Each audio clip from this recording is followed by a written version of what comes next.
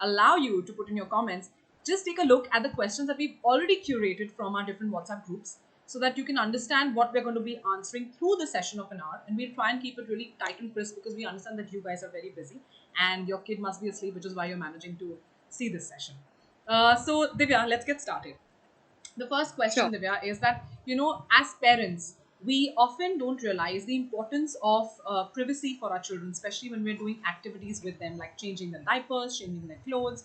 And if we're living in mostly joint families, we end up doing these things in front of our in laws or even in front of our partners. So, can you first talk about the importance of doing activities or doing your regular chores with the children, which end up exposing their body to the family or maybe to friends?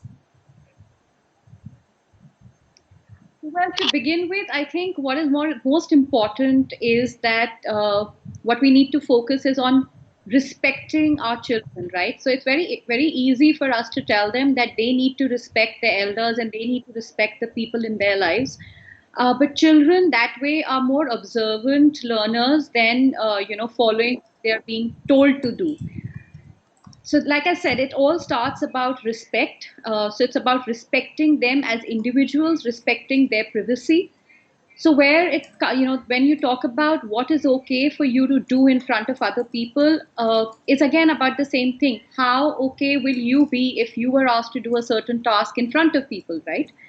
So the minute you are able to answer that for yourself, it will answer your question for what you should be doing or not be doing with your child.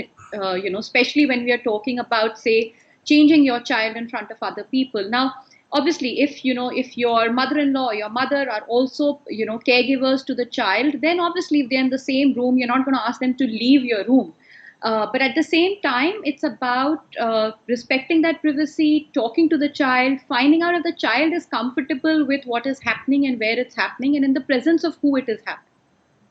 It's about giving them a sense of, an idea that the body is theirs and they are the only ones who has a right over their own body. True. So it's about letting them understand that. So it's absolute. I think it should be encouraged that you inform them before you're about to change them or bathe them or say apply lotion over their bodies. Maybe even taking permission when the kids are a little older, when they understand what is happening as well.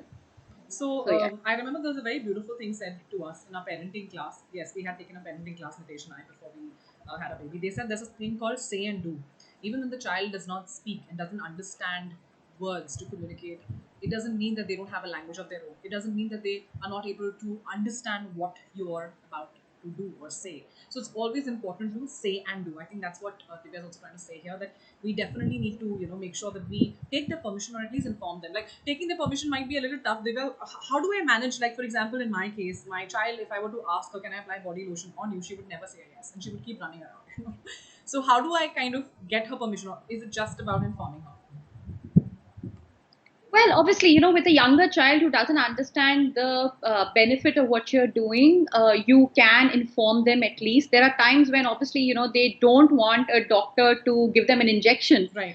So, obviously, they're going to say no for it, right? But it's about reassuring them that this is something which is being done for their own good and that you're going to be there with them and you're going to make sure that they are comfortable with what is happening.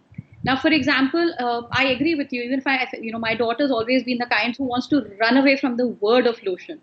So Yeah. it's about finding out what is making her that uncomfortable about applying the lotion. Is it the application? Is it the lotion? Is it something else?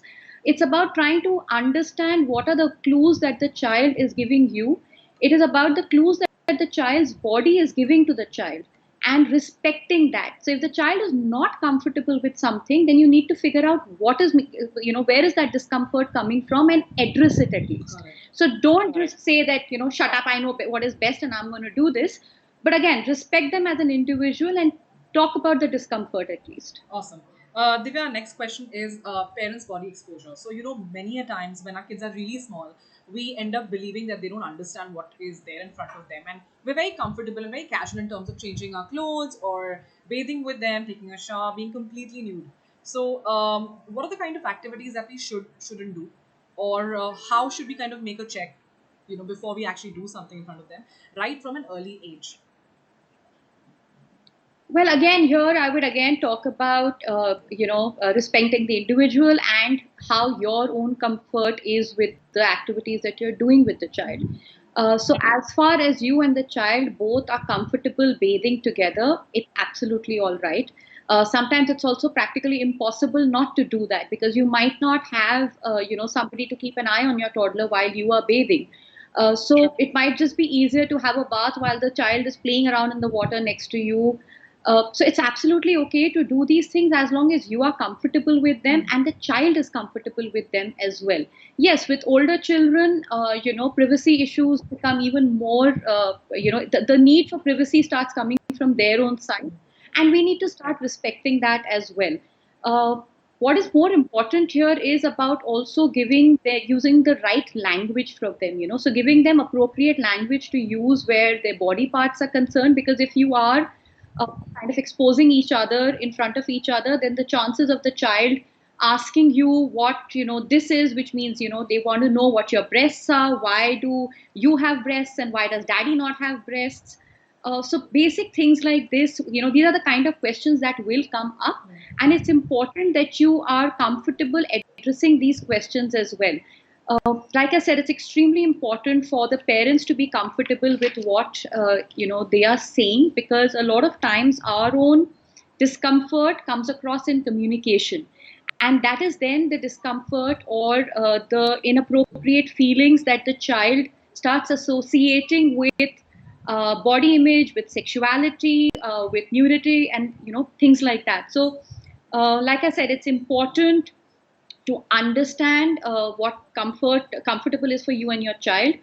Also, it's extremely important, even when we were talking about exposing the child in front of other people. Sometimes your child just runs into a room without his underpants or her underpants, saying, oh, I did pee and I need to change now, while you are having, maybe you have guests over for dinner. Now, at that time, one of our instant reactions generally is, Chi Chi, what are you doing? Shame, shame, go inside. So, what we are doing is that we are again attaching shame, to body organ parts, to something that the child is generally comfortable with. So, yes, of course, talk about it with them, discuss it with them, and use appropriate language. It's very important that children learn how to use the right terms for the body parts, even even genitalia. So it's important that they call a penis a penis. It's important they call breasts breasts. And again, this will only be possible if you are comfortable yourself, and if that discomfort is yours, then that's something that you need to check in with yourself. Like they say, it's important for you to wear your mask on before you can assist the child in wearing a mask in an Yes. emergency. It's a similar thing. So you have to check in with your discomfort and make sure that there is no shame, there is discomfort attached to gender, to body parts, to whatever you're comfortable with. So if you're comfortable, the child is comfortable, you can go ahead. So, okay, so follow up question on this one. Let's say if you have a son and you're taking a shower while he's obviously in the room and you've come out wearing a towel. If you're comfortable, are you saying that it will in some way get expressed to him and he would be comfortable seeing you in a towel? Is that going to be like that? And if he does find it uncomfortable, how do I ask him, Beta, like, are you okay with mama walking out like this? Or, you want it to be done some other way? How do you talk about it without really making it awkward? You'll be able to sense the comfort or discomfort, right? So if you walk into a room, say wearing a towel, and you have your toddler son in the same room, if he closes his eyes, or there would be certain behavioral differences you would see, or instant reaction will tell you whether he's uncomfortable about that. Now, like I said, smaller children, maybe 2 years, 2.5 years, will not feel that discomfort until unless you are feeling True. uncomfortable. But yes, if older children might, like I said, for them the need for privacy starts coming in, and at that time you need to respect that. So also, for example, if you, I've had to face this a lot of times when I'm traveling or I've gone to a movie hall and I need to go to the washroom, and so does my child. Now I can't leave her standing outside in a public True. restroom. So what do you do in a situation like that? You both enter the restroom together, and when she's needs to use the room, I look around, the other way. let her do that. So give her that sense of privacy, and then she does the same for me. Till the child is say 4 or 5 years old, where you don't feel safe to leave them out in a public restroom, that's what you have to do. But again, even in that, you are respecting each other's space, you're respecting each other's privacy, and not making each other uncomfortable in any way. And what about when the children are really small? So what if they start exploring their body parts, especially their genitals? Like I'll be very honest and upfront. Like my own daughter, she's going to be turning 2, and every time we make her sit on the pot to do poo, she will end up, like trying to explore, her genitals. And the first reaction, sadly, Hmm. is I end up screaming at her that no, this is just chi, dirty, don't do that. So is that right, wrong? How do I kind of deal with that? Like I said, again, here, exploration is absolutely Is it? normal, right? They are, yes, it is, especially at the age of, say, 2 years, and then again when they're around 4 to 8 years old, 4 to 6 years old. At that time, exploration of their body parts, what is happening, what are they feeling, how each body part feels when stimulated. These are very, very normal activities. It's important that we don't attach any shame to the action, Okay. right?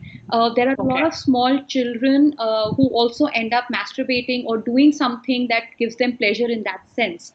Again, it's important for you to explain to them that what they are doing is a private Okay. activity, and it needs to be done in a private Okay. space. But at the same time, you can have a talk about it with them, that what is making them do that, what about it is that that they like. But at the same time, it's important for them to realize that there is nothing shameful in this act. It is their body, they can explore their body. It's natural to be curious about their body and how the body works. In fact, that is when all the other questions also start coming. Yeah. It's important for you to feel comfortable when that happens. Yes, I understand that the instant reaction is, oh my God, what is happening? Right. But it's important to not react, but to respond to the child and ask the child, what are you doing? And then again, like I said, it is exploration is absolutely normal. So please don't attach shameful words to it and make the child feel ashamed, because the next time something like this happens, they're not going to open up to you then. Wow. So even if she is feeling it, it's probably just exploration, and I should just either let it happen, and maybe if she understands and try and explain it to her, then it's going to be something that she needs to do in a private space, right, when nobody is around, Yeah. preferably, and be Again, okay there, with that as a mother first. of course. See, the thing is that what will happen is, it's important also for children to know what their private parts are. So for boys and girls both, it's extremely important to know what private parts are. And again, know the names of those private parts. And when you talk about private parts, it's important for them to know that private parts are something that nobody else touches apart from maybe the parents, and if you have another caregiver, maybe once in a while, if required, say by a medical specialist who needs to look into it because of some other issue. But that is about it, and they are not going to touch anybody else's Yes. private parts as well. So, and that, then the second part is very important. A lot of times we tell them that nobody should touch your private parts, and if Yes. somebody does, do come and tell us. Yeah. But we don't tell them that it's absolutely, not okay for somebody asking them to, ki, hey, it's okay. Why don't you touch me here?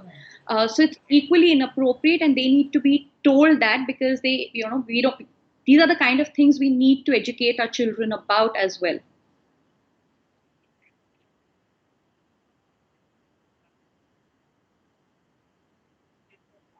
Mhm.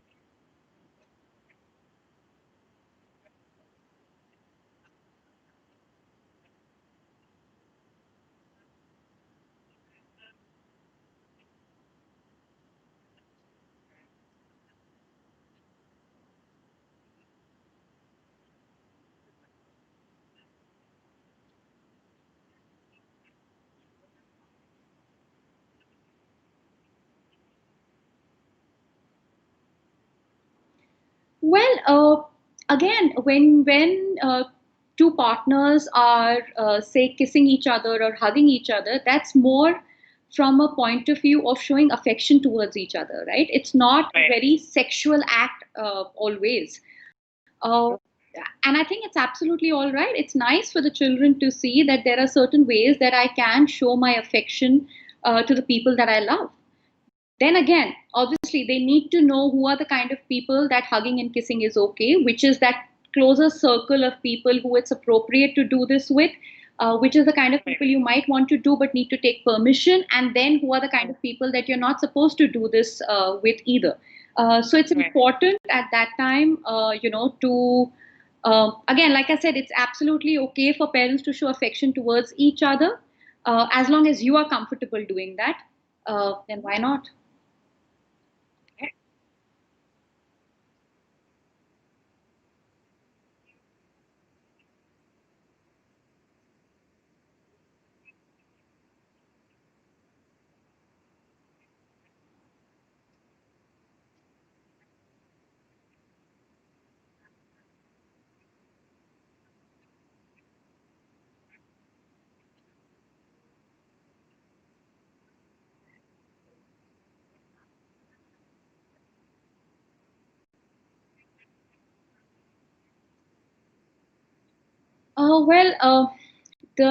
Well, this brings us to the question of what is mostly asked is that what is the right age? When can we start talking to our children about private parts, about the safety of their own bodies, about the all the other aspects of it?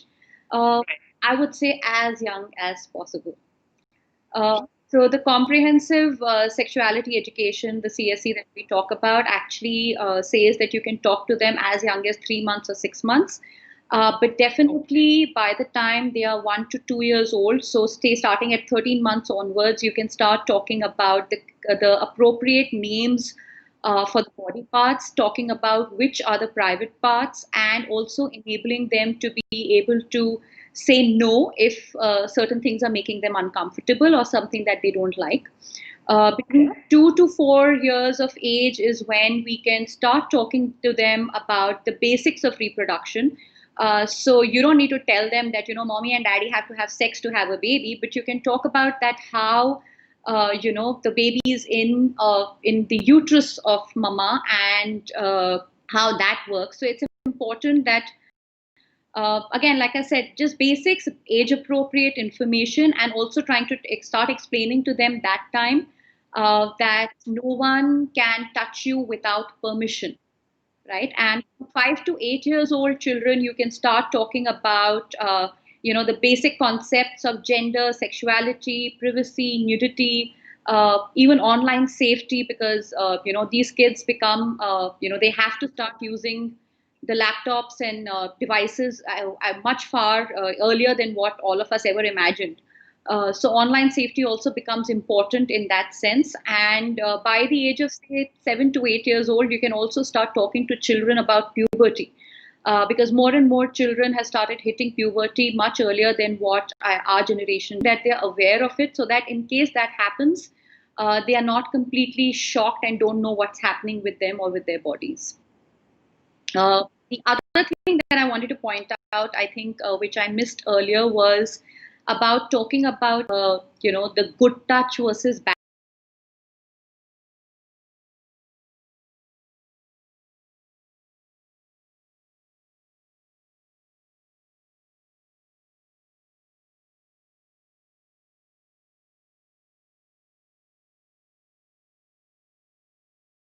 Because at times when a child is being stimulated in terms of abuse, it still feels good because it's a physiological reaction of the body, and it will feel good. But they're also feeling bad about it at the same time, and that's a very conflicting feeling that they have. Now, which is why it's important that they understand what the difference between a safe and an unsafe touch. So a safe touch basically means that this is a touch that will not cause you any sort of harm, and an unsafe touch is something that would be dangerous. So it might not be, it's not just about physical danger, but it's also about emotionally being unsafe. So like I said, it's about, you can start really young talking about learning how to say no, respecting their body, respecting and understanding, and trusting the kind of clues that the body is giving.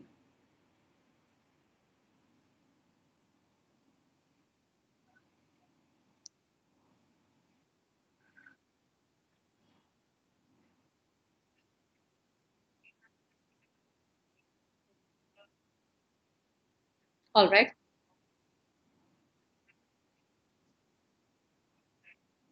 Sure. Please take your time.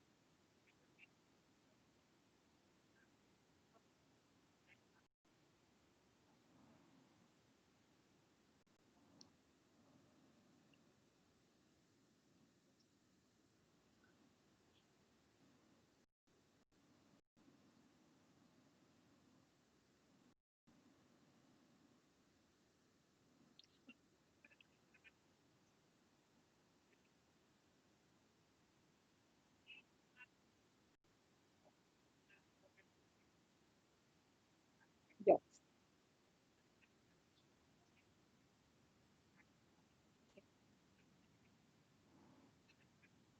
All right. I'll do that.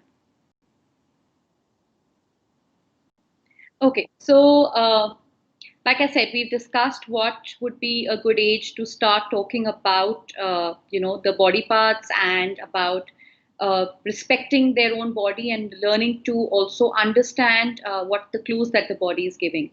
The next question that Simran had given me was as to the okay, so the next question was about how to educate. So how do we explain to them or educate them? And I think we've already kind of covered that age wise.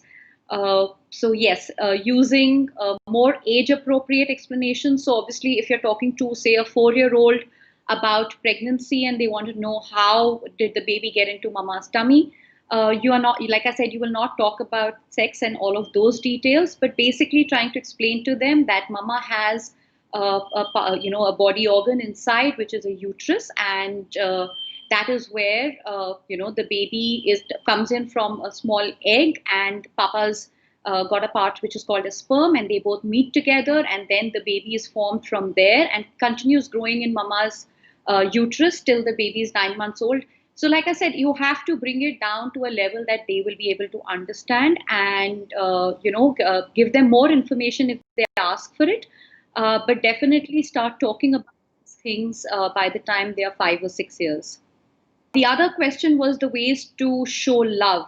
So, talking about the kid should never be forced to display affection like kisses and hugs. So, what are the ground rules? Well, ground rule is very, very simple. We don't want us to be forced to hug or kiss someone, and we definitely should not be forcing our children to display that physical ways of affection to anybody, whether it's a stranger or a loved one, because ultimately we are again telling them that even if you're uncomfortable about something, you've got to do it because that person is an adult and is, has more authority or power over you.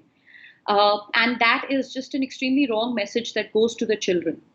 Now, so it's important that if they are not comfortable hugging or kissing or sitting in somebody's lap or having any kind of physical contact with somebody, uh, don't force them to do that. Also, once that situation is over, definitely check in with your child as to what about it was making it uncomfortable. Is it that one particular person? Because then that is something that you need to explore more and figure out why is that happening.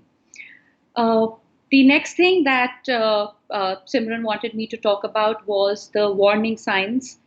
So, in terms of if we feel that a child has been molested or sexually abused in any way, then what are the basic signs that we need to watch out for?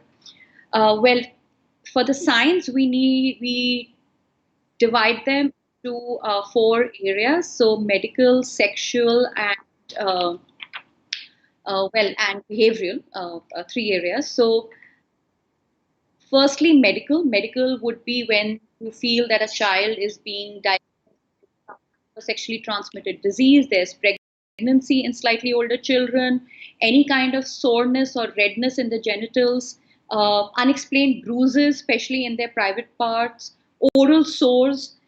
If any of these things are happening and you don't know the reason for why they are happening, that could be a sign of sexual abuse, and that is also the time that you need to take the child to the doctor and get that checked out.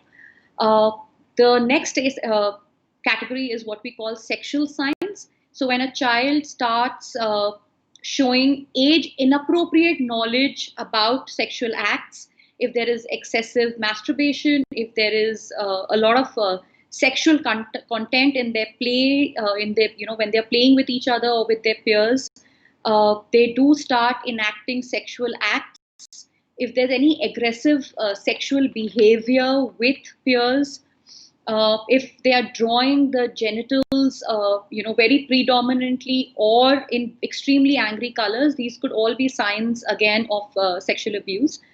Behaviorally, now it's a little confusing where behaviorally it's concerned, but there would be behavioral changes, and I will talk about a couple of things that will make it clearer. But what you is that these behavioral changes would happen anytime the child is also stressed about other things or is going through a difficult time.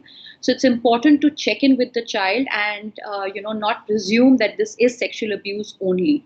But yes, a lot of children who are undergo any kind of sexual abuse, overachieving or underachieving, falling sick frequently, being extremely quiet or withdrawn, or being extremely noisy and sociable. So, like I said, these are changes in behavior pattern that you're seeing. So, a child who was generally social is suddenly become quiet and withdrawn, or a child who was a very shy child has suddenly started becoming extremely sociable. The change in behavior is what you need to watch out for. An increased rate of nightmares, fears, phobias, bedwetting. If the child was already toilet trained, seeing frequent episodes of bedwetting start happening. Any kind of anxiety or depressive symptoms that you're able to see. Eating disorders. The child starts lying or stealing, and in maybe older children and severe cases, you might also see self-harming activities where there will be accidents, there will be destructive behavior, even alcohol or drug abuse. So these are the kind of signs you will be able to see in your child, and it's important that if you see some of these signs, to check in with the child and find out what is happening and what is bothering them. It's also important to be alert to statements like, I don't like so and so, I don't like that uncle, or I don't like that didi who comes. I don't like being with them. I don't like going out with them. So, at any time that the child gives you signs like that, it's important for you to give them the space to talk about that, to figure out what is happening, and not justify the other person's actions, but just be there for the child at that time. Uh, Another thing that we wanted to discuss was also what Simran wanted to know was if there is a profile, if we can kind of, somehow know that, hey, that guy looks like an abuser. Uh, well, unfortunately, there is no prototype or a typical profile uh, of a child molester or a child abuser. What research has shown us is that they could be men or women. Uh, they are most. It's not necessary that they are homosexual, and that's why men are abusing boys. But mostly they are heterosexual people. They are also people who are liked, respected, can be extremely charming. Mm, Also, they are mostly known to you or to the family very, very well. Unfortunately, that is the harshest truth about this, about abusers. They are rarely strangers. Stranger abuse does happen. I'm not saying it doesn't, but at the same time, the number of cases that we see where the abuser is part of the family, or somebody who's extremely known and trusted by the family, are extremely higher. Uh, so yeah, abusers are more like us than not. Uh, there was a national study done in 2007 by the Ministry of Women and Child Development, which was done over for about, I think, more than 12,000 children in over 13 states.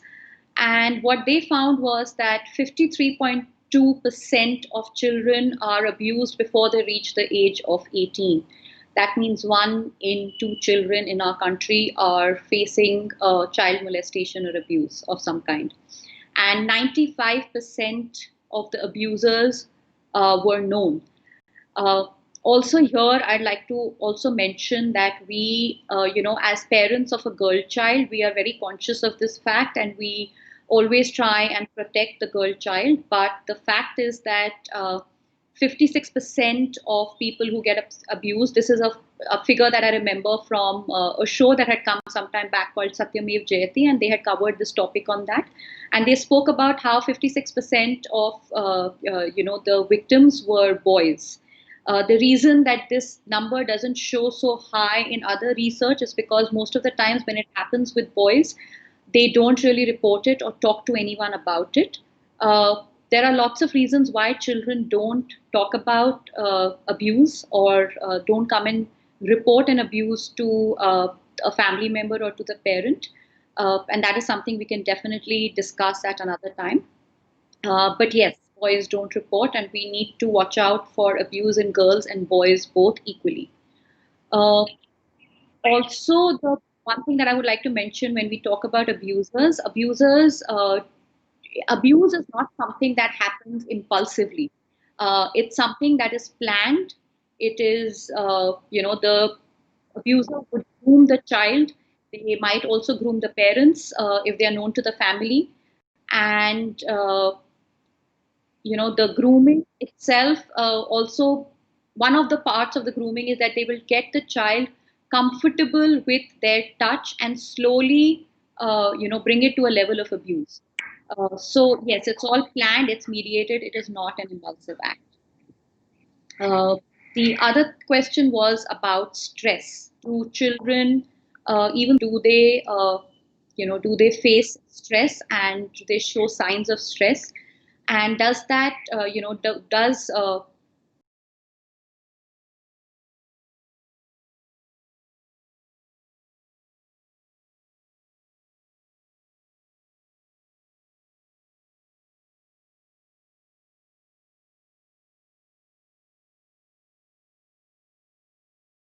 stress does impact children, and the behavioral changes are similar to what I talked about.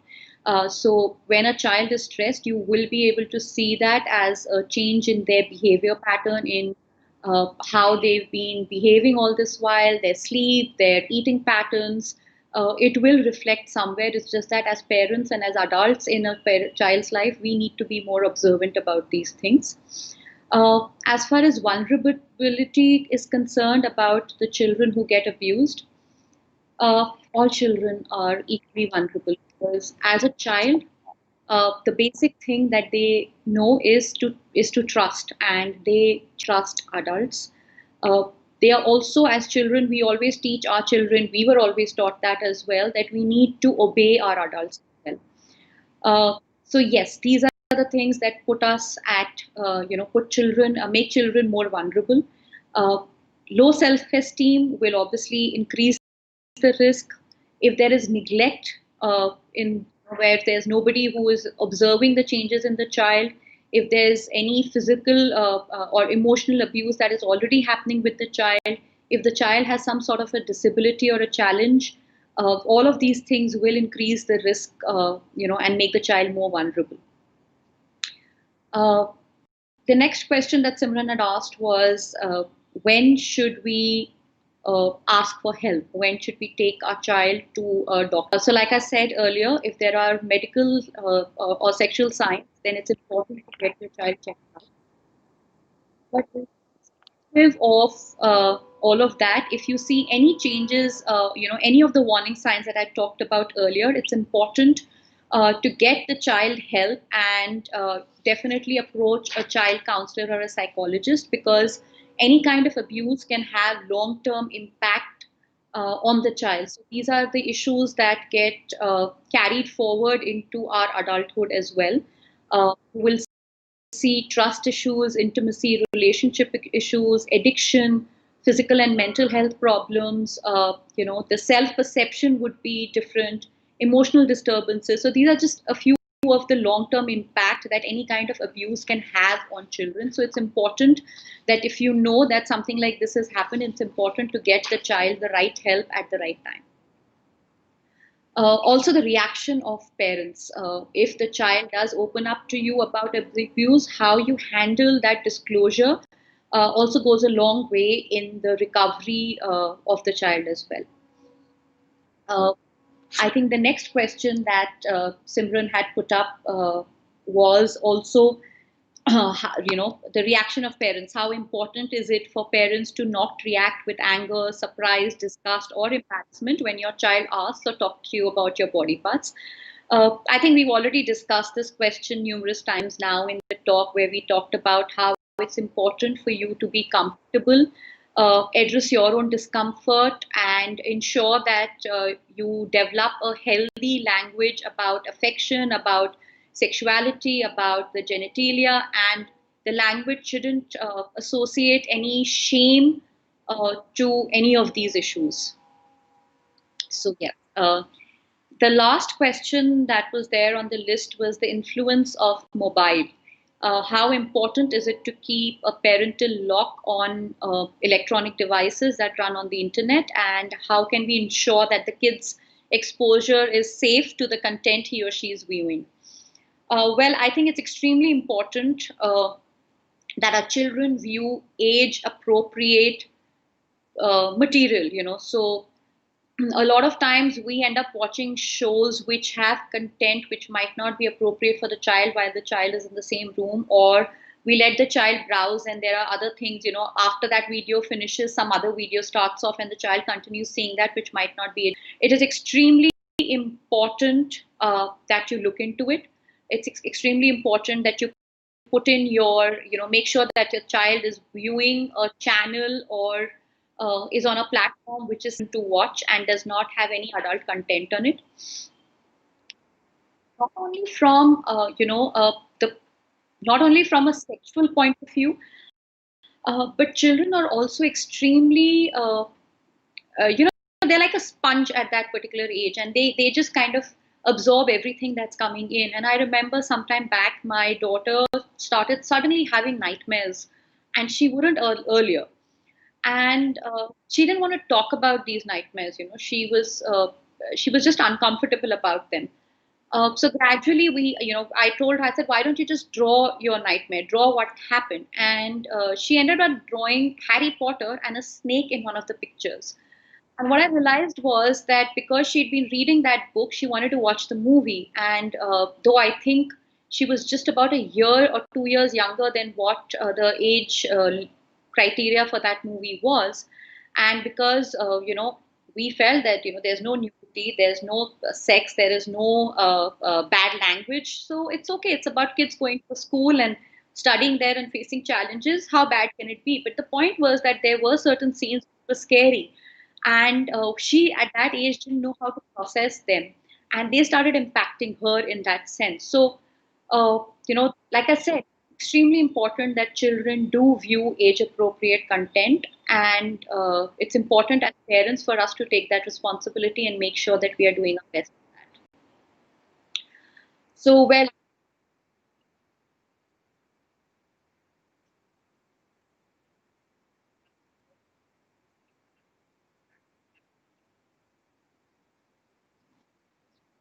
so Simran just asked me a question on how can we kind of enable our child, however young or old, and have the confidence to be able to say no. Because that's important. I'm not saying that if they say no or stop to the abuse might stop, but it definitely makes a huge impact. And a lot of times the abuser does stop, not always. And plus, again, it also develops and helps the child develop a healthy self esteem. Now, again, when they say no, it's about how we receive that no. If the child says no, do you actually listen to that no? Do you ask them what is making them say no? That is where, as an adult, you can step in. Like I said, it's about respecting them as individuals. So when you give the child the information that I'm going to take you for a bath, or if you want to change a child's diaper, if you could tell them that, hey, your diaper seems to be full, and I want to change that diaper, I'm going to remove that diaper, and I'm going to wipe you clean, and I'm going to make you wear a fresh diaper so that you are all clean and you're feeling better and more comfortable. And the child just completely refuses, then you need to respect that no firstly, and then talk about it with the child as to what is the discomfort, where is the discomfort coming from. Yes, it might be difficult to do that with children who are under the age of, say, 14, 16 months. But then it's important to address the discomfort and again talk to them and explain to them why you're doing what you're doing before you do that. Now, another Yes. So another thing that you can do is to do a small role play with your child. So when you're talking about safe and unsafe touch with the child, and you're talking about private parts and what is inappropriate and what is appropriate at that time, you also need to start teaching them that if something is making them feel uncomfortable, something that is making them feel bothered or so unhappy, then it is absolutely okay to say no, or to stay stop and move away from that person or that situation and go to somebody who's safe. So here there are two things. The role play can actually be just you and the child, and you can say that, okay, I'm somebody you don't like, and I'm doing this. I'm going to pat you on your head. How are you going to say no to me? And make practice. The child can actually practice saying no, stop doing that, or no, I don't like it, and move away. So you can actually do really small role plays, which even children as young as 2 years to understand that. With older children, obviously, they have the tools to understand more, so you can go into greater detail. So I hope that answers that question as well.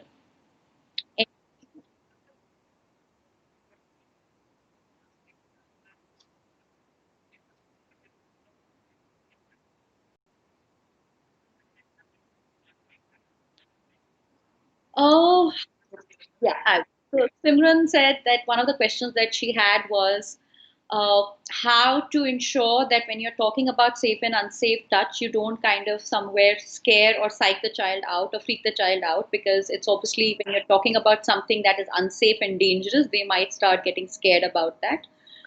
So how to handle that? Well, like I said, it's important, and plus also, the whole impact of being with strangers and how to deal with that. uh, I think with strangers we all do. No, we all tell our children that you can say hi, you can smile, but don't take anything that the stranger gives you. Don't get lured by gifts or sweets. So we continue doing that, but at the same time, it's important to reassure the child also. So if the child comes and shares that with you, that that person was touching me and I felt uncomfortable, so I said no and I came to you. Again, tell them that what they did was the right thing to do at that point in time. Uh, the reason, like I said, even when you say safe and unsafe, it's about using appropriate language for the child. So you don't really have to say safe touch and unsafe touch to the child, but you can say, because the thing is that if the child is, say, needs to go to the washroom and needs to be washed and you are not available, somebody else will be washing them. So they also have to have that comfort with other people, but they should come and report to you if something happens which makes them uncomfortable. So if suppose some Didi washed them in school and they felt extremely uncomfortable about it, then they need to come and report that to you. So creating that space where they know that you will respond and you will not react is important. It's important to make that space where they know that they will be heard. When they come and say something, you're not going to dismiss it. You are going to sit them down. You're going to talk to them about it. You're going to listen to them, and you're going to believe them. Most importantly, because a lot of time children think that even if I tell this to somebody, they're not going to believe me anyways. So yes, I hope that kind of somewhere answers the question.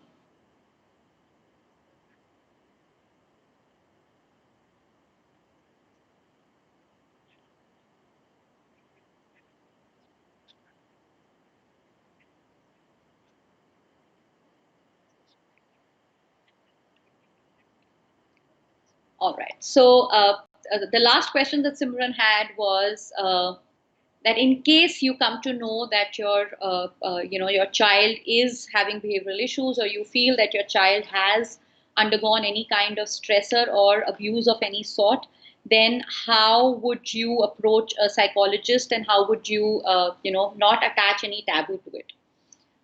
uh, there is no taboo to it. So if the taboo is coming, it's because of our, as a parent or as an adult, your discomfort with seeking help, right? So, like I said, before you help the child, you need to help yourself. So address your discomfort. Where is that discomfort coming from? Where is that taboo coming from? Uh, if there is no taboo in taking the child to the doctor 10 times a year, why is there a taboo taking the child to a mental health specialist who will be able to take care of the need the child has right now? So, like I said, the taboo, the stigma is more in our head as adults, not in the child's head. And it's important that we address it, we get comfortable with it, and then talk to the child about it, because the child discomfort about it. So, yes, and uh, definitely there are there are books, there are videos, there's a lot more information that is available online, that you can access, you can read up, and in case you want to know about age appropriate books or videos, you can always reach out to Mom Knows Feeding Right, and we can answer those questions for you. If there are any other questions that come up after hearing this talk, please feel free to email Mom Knows Feeding Right, and between them and me, I'm sure we will be able to take care of those. Also, if there are, I think Simran and me had discussed that if there are questions of a certain area, we are willing to do further sessions planned on that. So it could be, the details of what all comes under child sexual abuse, what is the impact of on children, why they don't talk about it, how to handle disclosure if a child or somebody in your family discloses that to you. So definitely, we are open to doing these talks. Please let us know by leaving an email, so that we can, cater to that need and come up with more talks of that nature. So thank you so much for being here. Thank you so much for taking out precious time and sending us all the questions all along, so that we've been able to come up with this comprehensive list. And I'm hoping that I was able to answer any questions or queries you had. If there's any point that you need further clarification or any other questions, please do drop us an email or a comment on the video. Thank you so much for being here. Thank you.